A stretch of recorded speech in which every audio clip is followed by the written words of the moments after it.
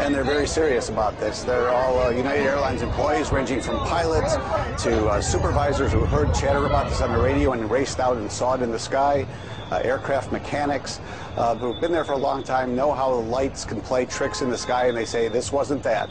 This was a real metallic gray object low in the sky, and they want answers. Okay, do you believe them?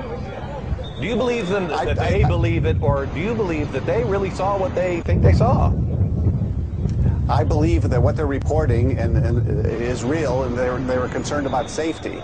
They're not necessarily saying that this is a craft from another galaxy, but they're saying this is a unidentified flying object low in the sky over the world's second busiest airport. It could pose a collision risk, who knows, a security risk in this era post 9/11. Okay, well, and No, let me go to Richard here. I'm sorry to interrupt, but let me go to Richard for just a second and ask you, because isn't this the same kind of thing that when we had the new stealth fighters out, everybody was saying it's an alien spacecraft? No, it's just a secret military aircraft. Is there a possibility that you think that this is just some sort of military aircraft that we haven't released, that we have?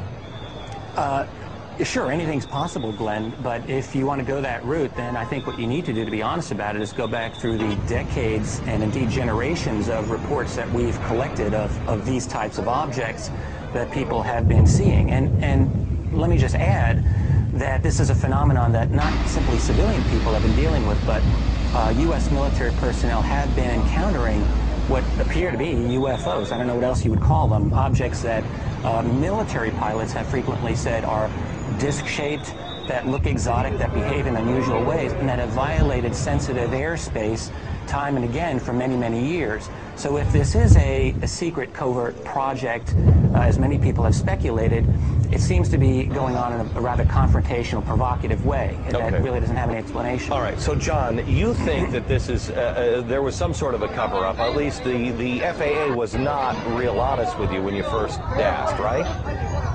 Oh yeah, I went to the FAA and they said they have no reports of this at all. I put them a Freedom of Information Act request, and then they got back to me several days later saying that in reviewing the communication tape, they did come across chatter involving this object, and that a United supervisor contacted the FAA manager in the tower and asked that the controllers had seen anything unusual. Also, United Airlines told me that they had no reports of this, even though the fact is that they were interviewing up to a dozen employees who reported observing this, asking them to write reports, draw pictures. After my story broke on Monday, United said, well, yes, we have been talking to these employees. What would give me an explanation of why these guys would be hiding this stuff? Well, I mean, one reason just might be that they're embarrassed to come out and say that, oh yeah, you know, we've got this UFO hanging out over here and we don't know what to do about it.